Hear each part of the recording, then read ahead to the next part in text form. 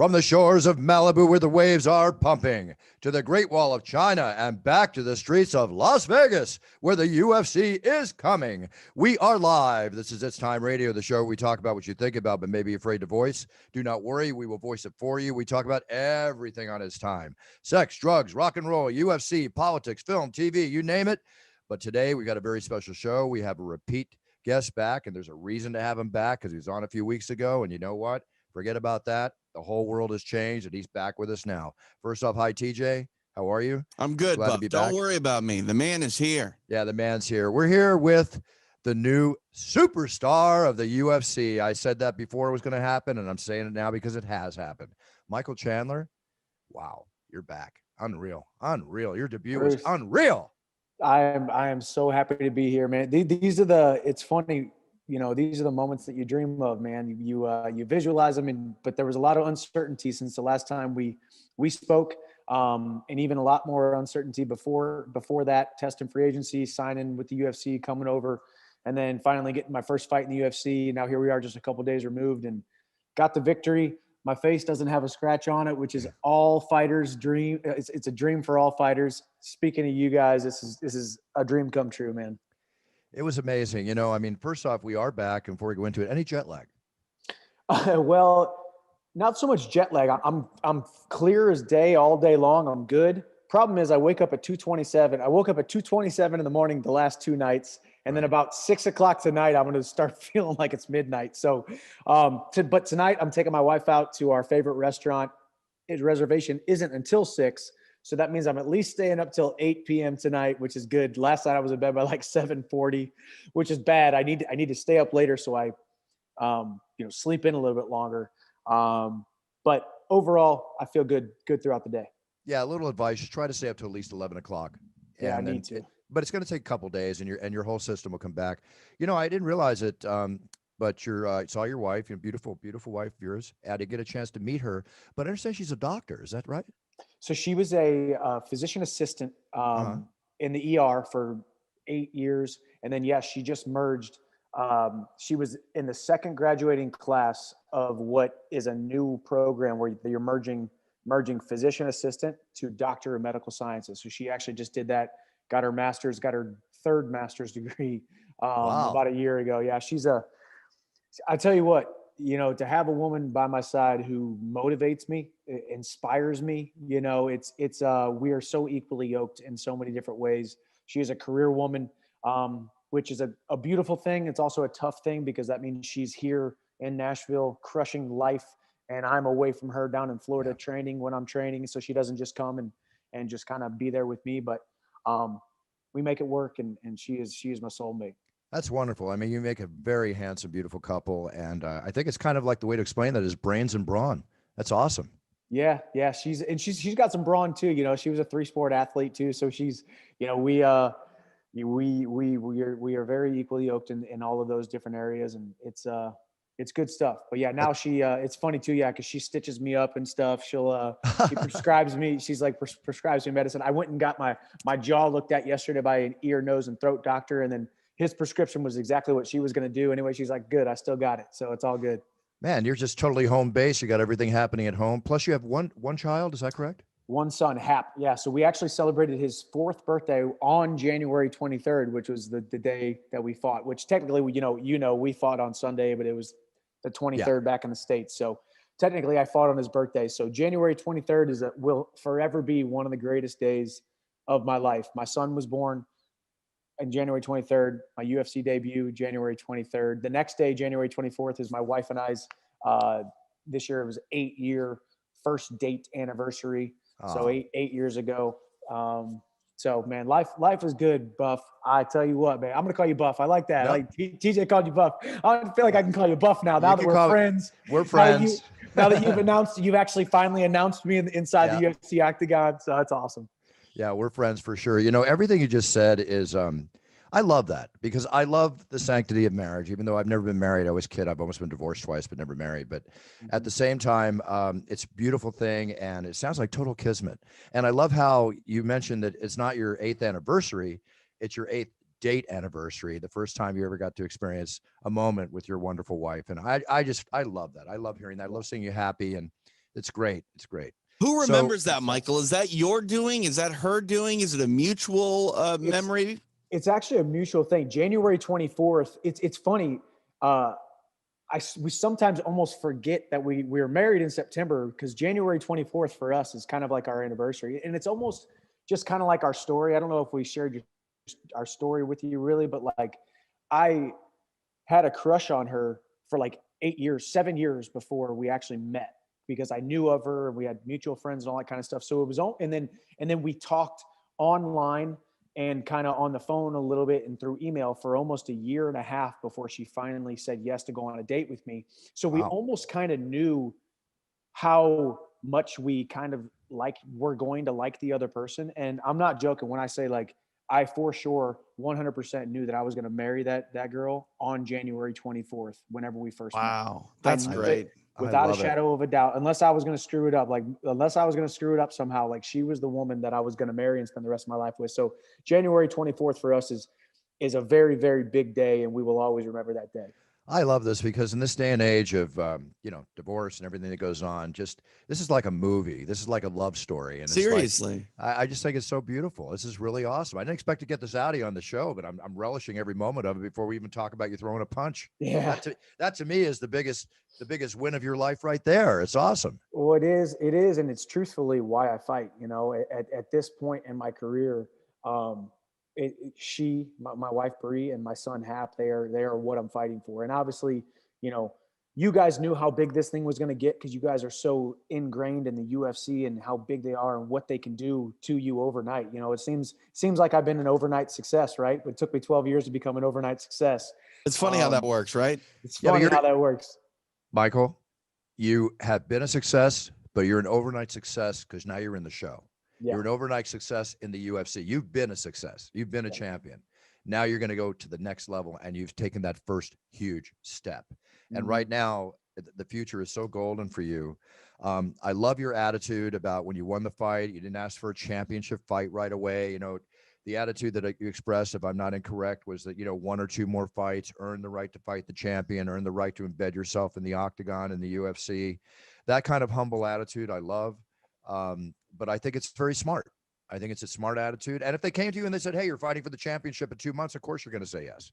You know, I would assume. Exactly. But it's awesome. And then we'll talk about the fight in a second, but I had the pleasure of knowing Ric Flair and breaking bread with him in my days when I was working in the WCW with managing my brother Michael back in the 90s. Quite the character. And it's like when I heard that interview, before you said, anybody put the Ric Flair label on it, I was just ready to go, woo, you know, because I felt it right there. Is that really where the motivation came from? Well, yes, but not necessarily because I'm the biggest WWE fan or Ric Flair fan, which I am more now. Once I kind of dove into him and his career a little bit more. But it was funny because DC and Helwani on their show debated whether or not I should be in the video game. Ariel said I shouldn't have been in the video game because I hadn't fought in the UFC yet, and DC said, but yeah, he should be because he's like Ric Flair. When Ric Flair came over from WCW, he was a big superstar. But even though he hadn't fought in the WWE yet, he came over to WWE, got the world title, you know, match right away, and everybody was kind of, you know, not happy about it. But he's Ric Flair. Michael Chandler's Ric Flair. You got to put him in the video game, even though he hasn't fought in the UFC yet. So I thought it was awesome. And then they kind of talked about this is the greatest day of my life, and, you know, the tear in my eye and all that stuff. And I was like, well, let me take it and run with it a little bit, you know, sure. And just had some fun, and it's really caught on, and it's been a lot of fun. Hey, it worked. But listen, if Dana and I can be in the video game, never having thrown a punch inside the octagon, or maybe I have a little bit at some point in my life, I'm not so sure. But if we could be in the video game, trust me, there's all the reason in the world why you, as the warrior you are, should be in the video game. So I got no problem with that. My God. Hey, now I know. Go ahead. Let me tag off of that for a second, because Michael Chandler, we talked about this last time with you. You're one of the greatest lightweights before ever fighting in the UFC. That's a fact. You can't look at your record and deny the fact that you're one of the greatest lightweights that the sport has ever seen. And, you know, while it feels to a lot of people like you're an overnight success, it was a very long road. And as an MMA purist, as a fan that has covered the sport for I'm going on 15 years at this point, I worry sometimes that guys like yourself don't get the opportunities when they need to get them to sort of cement their legacy, in the history books. But you made the most of the opportunity.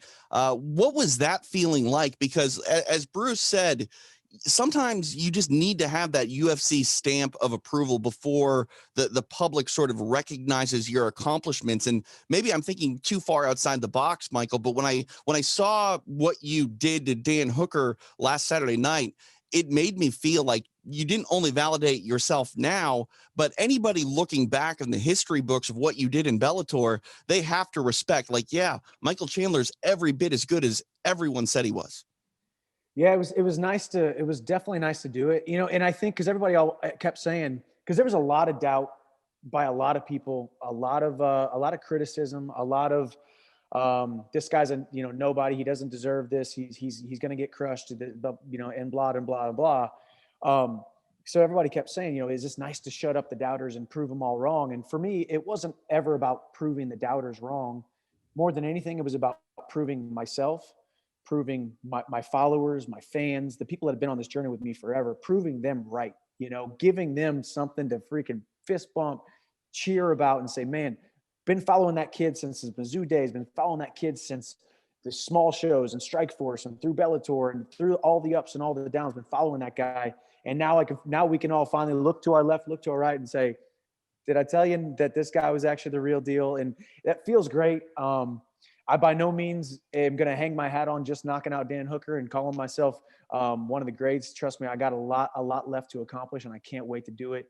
But it was definitely a great first step. I don't think you could have ever scripted a better introduction into this next chapter of my life, this blank page, this blank canvas that I'm able to start writing my story down, and each brush stroke of this canvas, building this masterpiece that I can someday show my son, and what will someday be my legacy of who Michael Chandler is and how he impacted the world. Let me just take off of that one second, Bruce, because when I think about that first step and I think about UFC debuts, this has actually surpassed my number one all-time UFC debut in the past, which was also held by a former Mizzou Tiger. I thought Tyron Woodley had one of the most dominant UFC debuts ever. And what you did to Dan Hooker, Mike, that was way bigger and better than what Tyron did to Jay Huron. So the Mizzou Tigers got a little bit of MMA history in that octagon. Yeah, it's great, man. And it's funny too, because if you talk to Coach Brian Smith, all of our coaches, he didn't like the sport of mixed martial arts. He didn't like us going into MMA. We've kind of wore him down over the years after he saw that, okay, we can make a pretty good living at it and have some great success and have a great platform to reach the youth. So it's pretty serendipitous, kind of interesting and funny that our coach, he definitely didn't push him into it, because everybody thought Coach Smith's trying to churn out some MMA fighters. It was quite the contrary. He wanted us to get our degree, try to become an All-American or a national champion, and then go off into the workforce and be a high-functioning member of society. Tyron, Ben, and I are all doing that. It just turns out that we do it in a more pugilistic type of way for now. Absolutely. And, it's kind of like a book. When I read a book, the first few pages have to grab me. When I watch a movie, the first few minutes have to grab me. And watching your career, that first fight, everything leading up to the fight, has grabbed the entire world and UFC fans. You have this base now to feed off of, to grow with, to build your brand with. It's just so golden. It really is. I can't say how much I'm proud of you, how everything worked out. With your training and everything you've done, you've been training now for 8 weeks or whatever your course is. You haven't had a drink. You haven't had, a pizza or maybe what you really like to eat. And I know that when you got home, something that I sent you kind of relaxed you a little bit. How did you enjoy it? There you are, baby. Puncher's chance. That's what you're all about. Chance. It is. Yes, I did. You did it to me at possibly, it's great now, but at the worst possible time. You sent it to me during training camp. Luckily, it's beautiful to look at. That was the first thing that caught my eye. I was like, man, it's a really unique bottle. Like I love the dark ombre where it kind of loosens up or lightens up a little bit, where you can actually see the liquor inside, but the dark bottle. But you sent it to me during training camp when I couldn't drink it. Now I was able to crack it open last night. Just delicious, man. I am a huge, as we talked, I'm a huge bourbon guy. So it's smooth, 90 proof, but still extremely smooth, delicious, and definitely going to have some more tonight, and probably going to have you send me another bottle pretty darn soon. I love this too. Sorry, I got to say this. I know you know this, Bruce, but my favorite, for those who started early, stayed late day after day.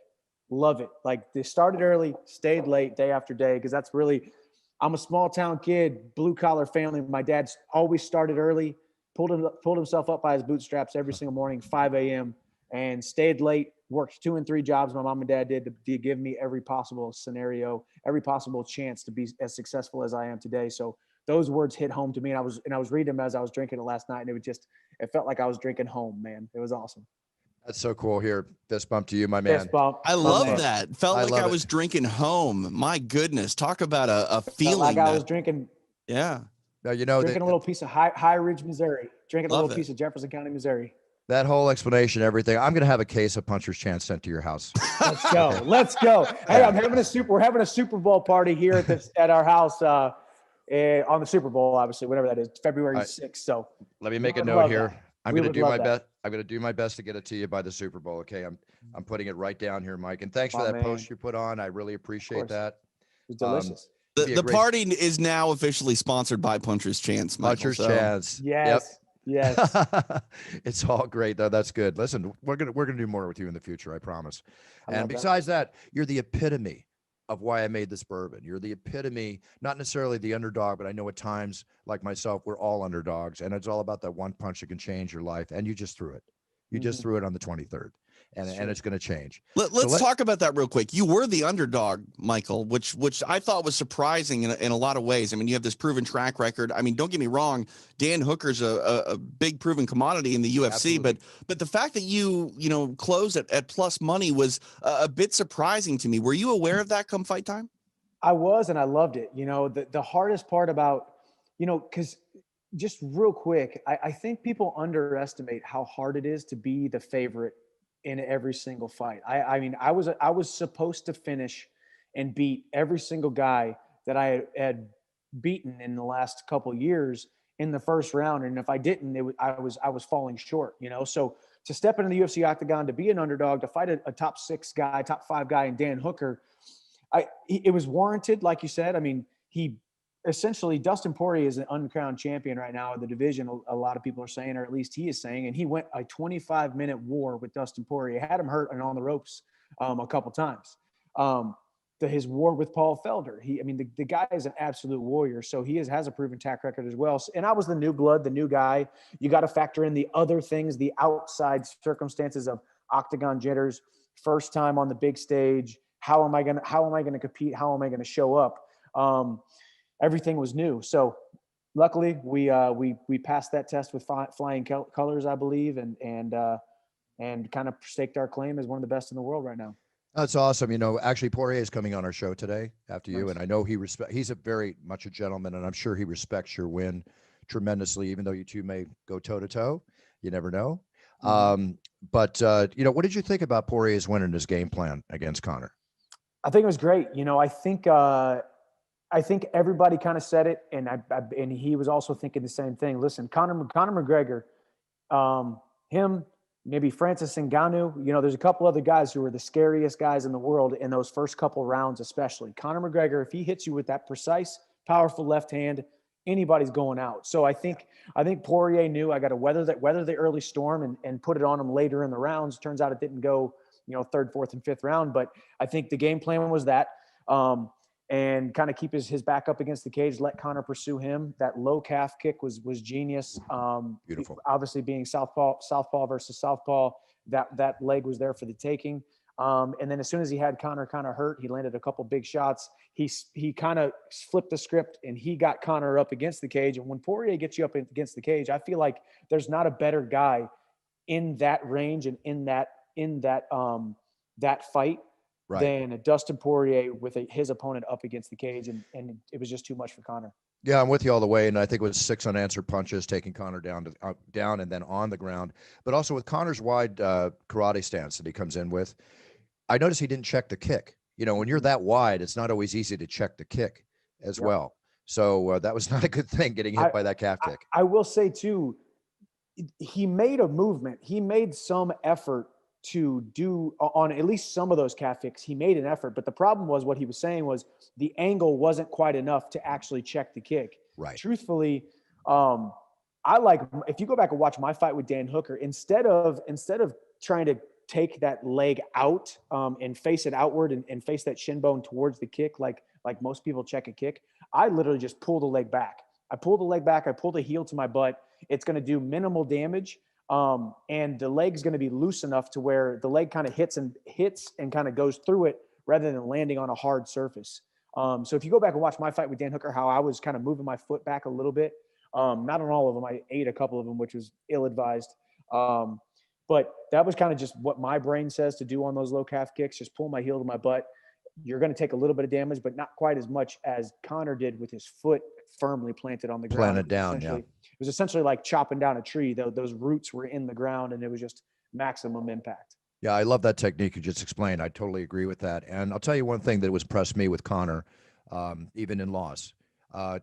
This is the Conor McGregor, and I expressed my attitude in the past about Conor's antics and stuff. You know, he does have the it factor. He's brought so many eyeballs to the UFC. He's an amazing warrior, and I like Conor a lot, but I don't like some of the things that happened in the past. But the way he handled himself this whole week, you know, being a gentleman, being a role model to the sport, and also humble in defeat. I mean, I was impressed by that. And I really like that. And you handle yourself that way all the time. I'm big on that. As you know, you got to know me enough now. So I really like seeing that in Connor. I thought this was, even though in defeat, it's a plus for him moving forward. Hopefully even increases his hunger, as comfortable as he is in life, because being that comfortable and still wanting to go in and go toe to toe as a warrior, that takes a lot of intestinal fortitude to do that, to make that happen. I completely agree. And I love this side of Connor. I do. I think, I think there's the couple stages that we all go through in life, right? In the very beginning, it's survival. You're just trying to survive, whether it's being a child, you need those basic necessities. And then you grow up and you're just trying to survive into becoming a young man or a young woman. And then you move into success. And then once you've had success, which Connor had success, then you move into significance. Once you've had all the success and all the money and all the fame, you move into that significance, and it's much easier, much more impactful to be significant and make a significant contribution to the human race if you are operating with the type of aura and integrity and character and positivity that Conor McGregor is on right now. That's true. I will say I almost fear that Conor's not going to perform at the level that he normally would without that persona. That's a question. It's a kind of a scary thing, and almost a question that you don't really want the answer. You don't want the answer, because I like this side of Connor. I just don't know if he mentally can get there to the nasty Connor that we've seen in the past, who has to do that because he feeds off of that crowd. He feeds off of the banter. He feeds off of the trash talk. He feeds off of breaking guys before he even gets into the octagon usually. Maybe, who knows, maybe his next fight, we're back to kind of normal and he's got 25,000 screaming fans and it energizes him. And there's Irish flags flying everywhere and only one Conor McGregor. And it kind of, we see that old Conor. I don't know, but I do like the new Conor. I'm with you on that. Well, we will see, but I think innately, being the warrior that he is, as the warrior that you are, innately, you're always the fighter that you are. So I think there's going to be a happy median he can meet in between without overstepping it to a classless type of situation. And if it's called stay classy, but still feed the energy, feed what the people want. And he's really brilliant at, his trash talk and everything else. Conor will figure it out. There's an evolutionary process here that, even though he's been in the game for many years, we're all going through an evolutionary process through our entire careers. So this experience will change, hopefully make him, better in so many different ways for the Conor McGregor that we all love to see. And I know that you would love to fight, given the chance. For sure. Yeah. And constantly evolving. I mean, like we talked about, he's a father now. He's maturing now. We're all finding ourselves because we're constantly ever evolving, and I went over a deep dive maturation process over the last couple of years too, with my mindset coach, me realizing that my strength comes from living on both ends of the spectrum. On one end of the spectrum, I am completely joyful and happy, and I want to be a positive, uplifting person. But then on the other side, I am that nasty, dangerous human being that steps inside that UFC octagon now. And somewhere in between is where the rubber meets the road. And that's where people are drawn to me, and even in, happy, character, integrity, operating with positivity, you still got to stay dangerous. And that's why, I printed up some shirts and stuff because it's just a kind of a moniker for me, that always reminding yourself that all of the best of those out there who have accomplished great things, even in their integrity, in their character, in their joy, in their positivity, they always lived with a little bit of danger, always lived and stayed a little bit dangerous. Don't lose that. That's exactly what you need, is the eye of the tiger. When you get in the octagon after I'm done announcing you and the referee says go, the shark eyes come over. One of the greatest examples of that was George Foreman, who I've known for years. One of the nicest guys you'll ever meet. When he was younger, he wasn't, and he self-admits that. But man, when he got in that boxing ring and that bell rang, it's time to go to war, man. It's all about it. Listen, Michael, I'm so proud of you. I really am. And I want you back on the show. Our friendship is something I value. I love your whole family attitude. I think it's great. I can't wait to read the book, and I can't wait to see the movie, because you know what? You're writing it right now. Thank you. Yeah, no, it's a dream come true. And I can't believe I can believe it's worked out so well. I got to start believing that great things are going to continue to happen. And oh yeah, hopefully I get that call soon. We figure out when we're fighting next, and who knows, maybe it's for a title. Well, you deserve it. You're going to get that call, and I'm going to try and get this case of Puncher's Chance, if not a few bottles, to you by the time Super Bowl comes around. Shoot me a video, you guys having fun. Who do you pick? Who's the pick? It's Kansas City -3. Well, who's your call? Chiefs. Got to go Chiefs. I'm a Missouri boy, so we're going Patrick Mahomes and the Chiefs. Even though I think what Tom Brady has done over the last couple decades is nothing short of amazing. He's absolutely ridiculous. So we'll see. I pressed the wrong button, and now Michael Chandler and Dustin Poirier are both in the room here. Don't fight. No punches, guys. Exactly. I know you respect each other. What's going on here? What's happening? I kicked in the door. These are the kicked two in the door, man. nicest dudes, I think, in the lightweight division. I don't think we're gonna have to worry about fireworks, but my God, I'd love to see it in the octagon down the road. Oh, what a gentleman! Two absolute gentlemen. The two of my favorites of all time. There's no question. Dustin, can we put Dustin on video, or we got to wait till Michael? That's on Dustin's side. I don't control his video output, but Dustin, can you hit your video button? Michael, we're just about to say goodbye to Michael. Get you in here. All right. There we go. There he What's is. Now it's like CNN over here. We got I love we got Nashville and Michael Chandler. Dustin, are you back in Louisiana? I can't hear Dustin now. Mike, we'll let you get out of here, Mike. Yeah, appreciate it. Congrats, and I'm God's sure we'll chat country. soon. I'm back. Oh, there he is. All right, listen, we're gonna hear me? We got you, Dustin. There you are. There you are. There it is. I feel like I got to announce a fight now. Who's in the red corner? Don't do it. Don't do it. Don't do it. We need some downtime. We need some downtime. We just want to hang out with the family. Well deserved for both of you guys. Thanks a Yeah, lot, Michael. All right, I appreciate you guys, man. You guys have a good one, man. I'll see you at the top. Yeah. Thanks, Mike. Big cheers, man. Right. Big cheers. See you. Thank you. Dustin Poirier, how are you, sir?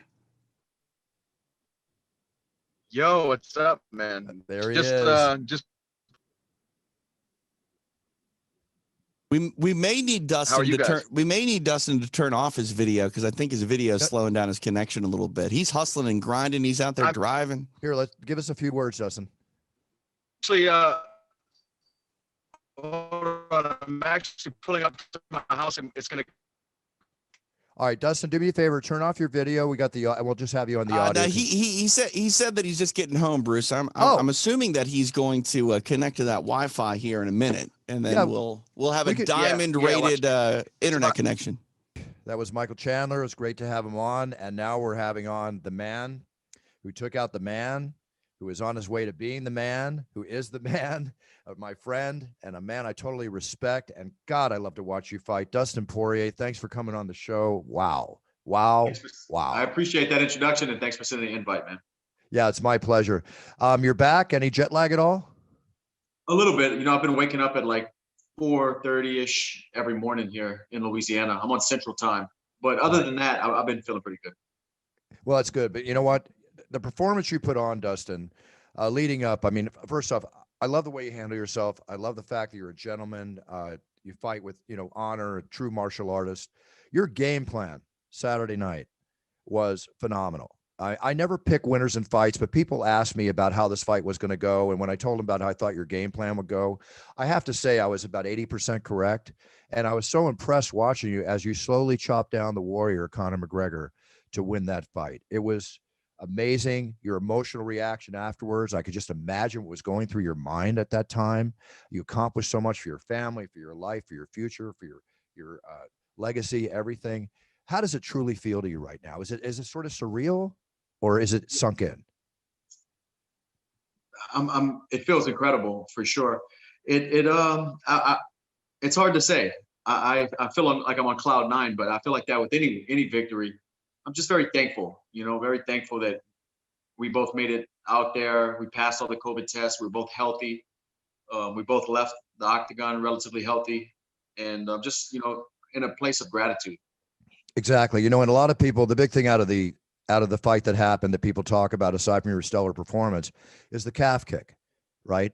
Now, Conor, with his wide stance, didn't check that kick, and you took total advantage of it. The angles that you threw it at, it was so sharp.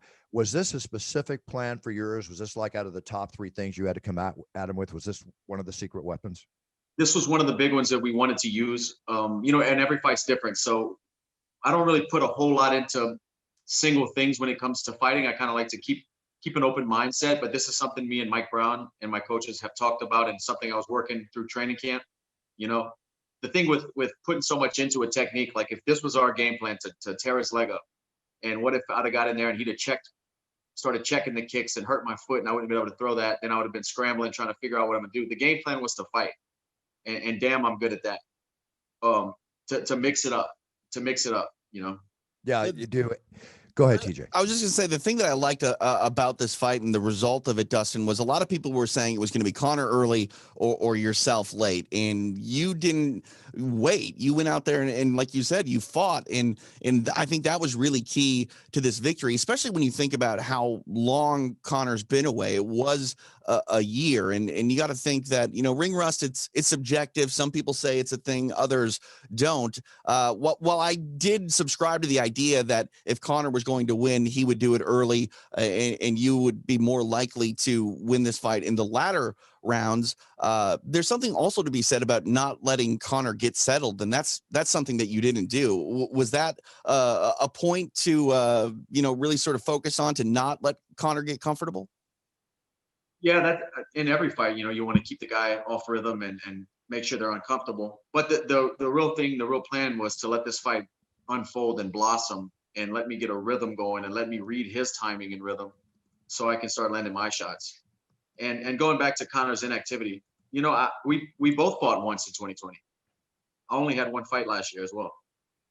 Right, but I think the Conor sort of schedule is this. It's a one time a year type of thing. You're much more ingrained in MMA and a factor more than he is. Like, I mean, no disrespect to Conor, but Conor to me has a lot to prove still at 155 pounds. I understand where his ranking was, but you're a guy that former interim champion.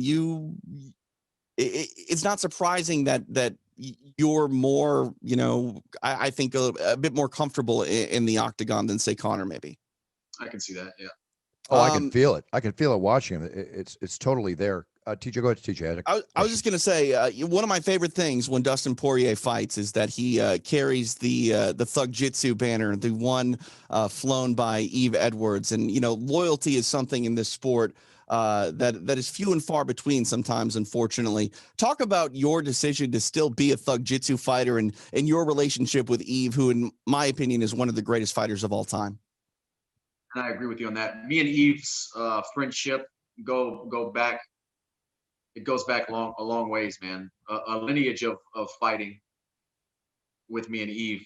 My former head coach and a good buddy of mine who showed me the ropes at the beginning of my professional career, Tim Crater, used to corner Eve in Pride. They had a gym together in Houston, Texas. And I met Eve through Tim Crater.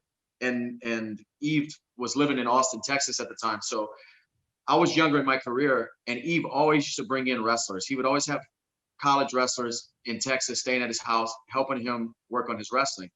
And I didn't have that. That was some of the first looks that I've ever got of being underneath a real solid wrestler. So I would drive up. It's a 6-hour drive. I would drive up to Austin, Texas, and I would stay there a week and just wrestle with Eve and his guys. And that's kind of how it started. Me and Eve's relationship and friendship. And going back to to represent Thug Jitsu in the UFC. Me and Eve might be the only guys to ever fight under that banner, but in true Thug Jitsu fashion, as Eve was when he knocked out Josh Thompson, he was an uncrowned champ, and I'm sitting in the same position here. It's funny how that works, right? Like I feel like you need to have a belt with a smiley face on it, you know? Yeah, the old Thug Jitsu logo. Yeah. There's two styles that I love saying when I'm announcing fighters. One is Kung Fu Fighter, which Roy Nelson started me saying off. There's something about it with saying that. But I love when I say Thug Jitsu Fighter. I just love the ring of that. It brings back my memories of Eve fighting, and you just keep them going when you're in there, doing your thing. Really. I know Dustin's a Thug Jitsu fighter, but what do you do to get Thug Jitsu master status? Is there something that you can get on that level? I'm trying my best. I just got to keep working, man. Just keep working. Well, let's talk about keep working. Okay, Dustin, you've been in this game so many years. I've announced you so many times, but the transition and the evolutionary process over the last couple of years, you just keep getting better, right? What do you attribute this to? Is this, I know what you attribute it to, your drive and your passion for the sport, but not many fighters can do that. Not many fighters have gone through what you've gone through just to come back and reign supreme and shine the way you shined over the, what feeds that? What gets you, Thank you, man, to go to that next level? I tell this to younger fighters too, is staying in the student mindset. Like, I know that I don't know everything, and I'm not walking around acting like I do when it comes to training and when it comes to the gym. I try to be an open book. I try to learn something from everyone. And whether they have 5 fights or 50 fights, I can learn something. I can pick their brain. I can watch them train. I can train with them and find something. Everybody does things slightly different, and some things work for people. The one thing, something that might work for somebody and not somebody else. So I just like to try different things and remain a student. If I stay that mindset, I feel like I'll always keep getting better. Brilliant. Love it. Love that attitude. Now, I heard a comment, I know whether it's from you or not, that there's 2 or 3 fights left. I mean, how can you judge that being on top of the mountain right now? How do you do that? For me? Yeah. I recently I'm not saying, I'm just asking you because, like, right now you're on top of the mountain, the world is your oyster. Is that what you see, or are you taking it fight by fight? I'm still taking it fight by fight. I just want to fight the right fights. We'll see what happens. I think the smoke's still clearing and things are settling. We'll see what the UFC does after they get together and they get a plan of attack with the division. I'm all ears. I'll wait for the phone call, I guess. But I'm just taking it one fight at a time right now. I'm back home, enjoying time with my family. I'm excited to be back in Louisiana and help my buddies here, local fighters here. Just stay in the gym and keep working. I have a lot of things going on.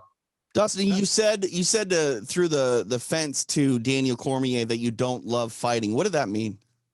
I'm just honestly in a place in my life where the only thing I love about fighting is the fight itself.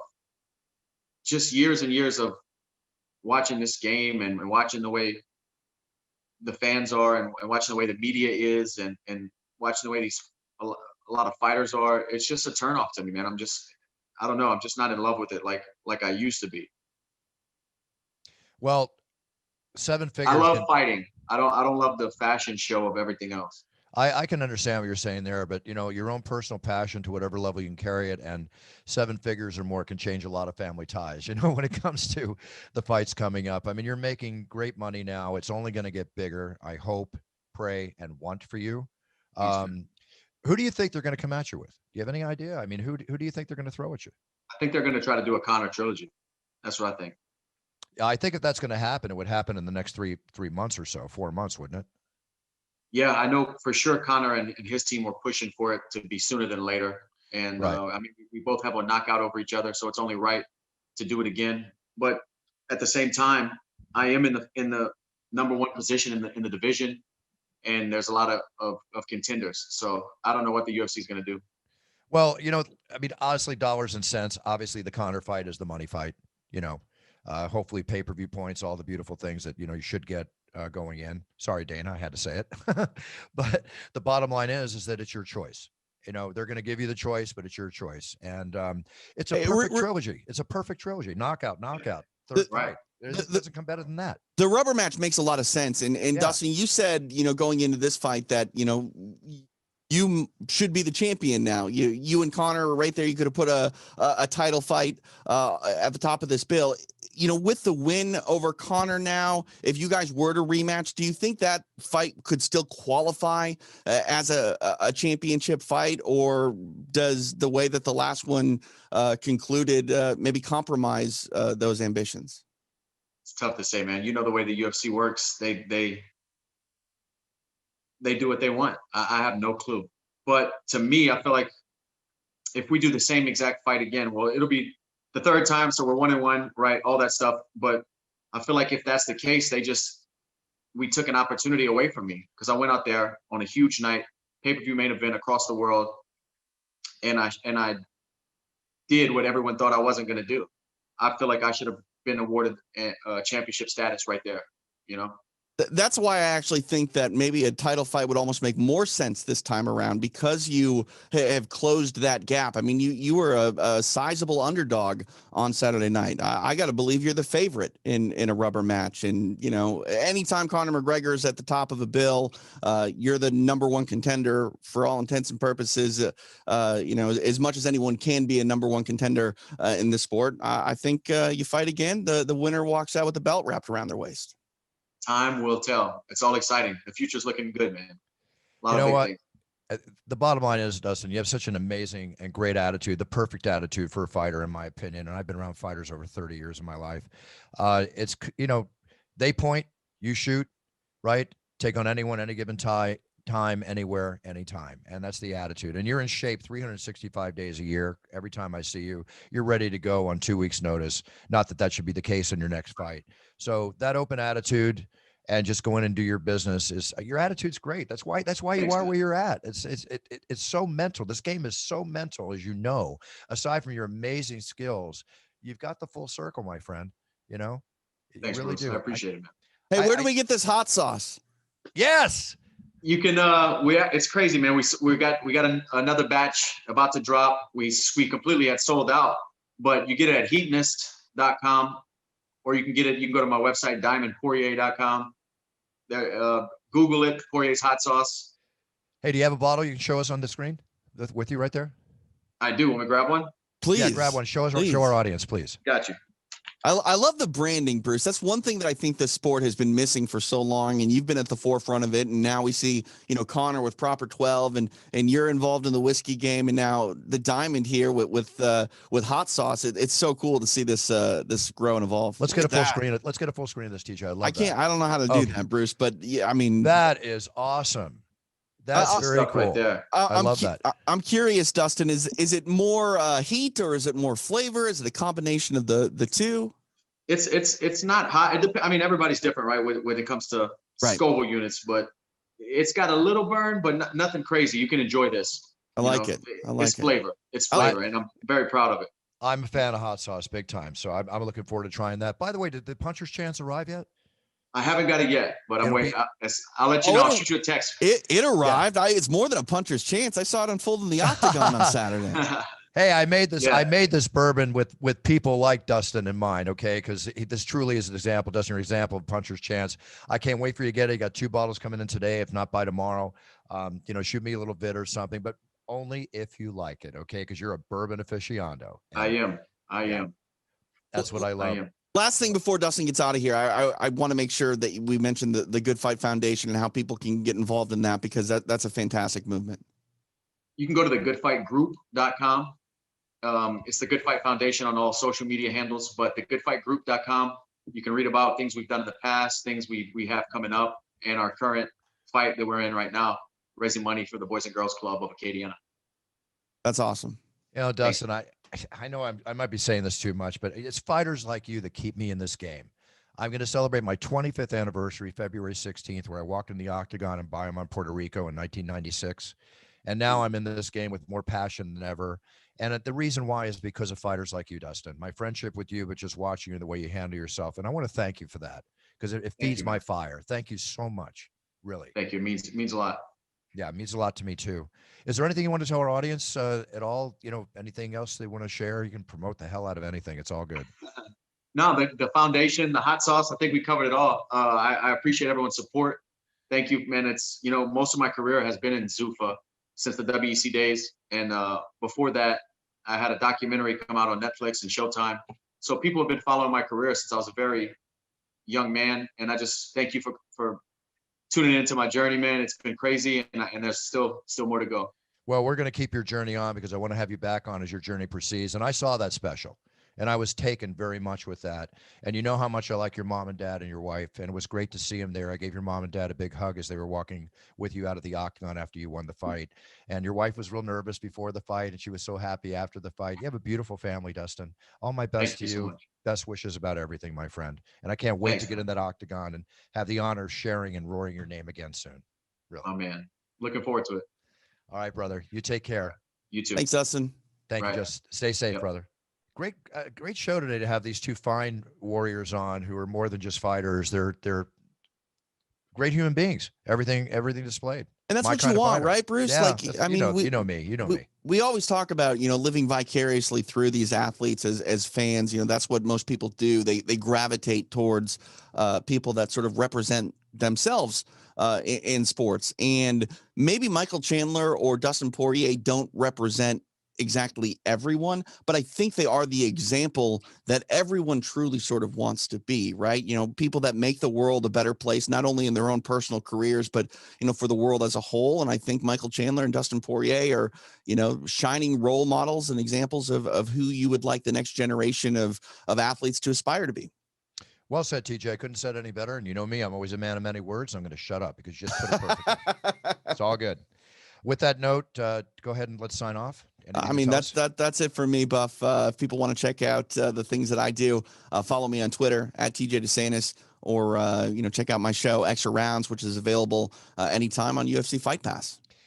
Well, I got to tell you too that this is the first show we've not had a news story on because I don't want to talk about the news. Think about that though for a minute. First That's how time. good this show was. That's how good this was, and I'm just sitting here so honored and enamored that we had these two great warriors on with the attitudes they display because they are the role models that I preach about all the time.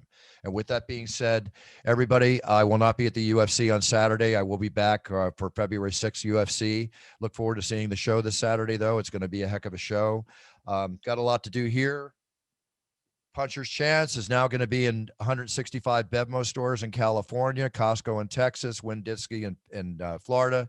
And it is just growing like hotcakes, breaking records, folks. And we just got a 9.5 rating by the top rating spirit company in the States. And we are told that Puncher's Chance literally is one of the finest bourbons on the market. I'm very, very proud about this. You might need to lay off sipping it before the show because there is no UFC on Saturday, Bruce. No, there's no fights this weekend, so no one will be there. Oh, no. February 6th. February 6th. What am I saying?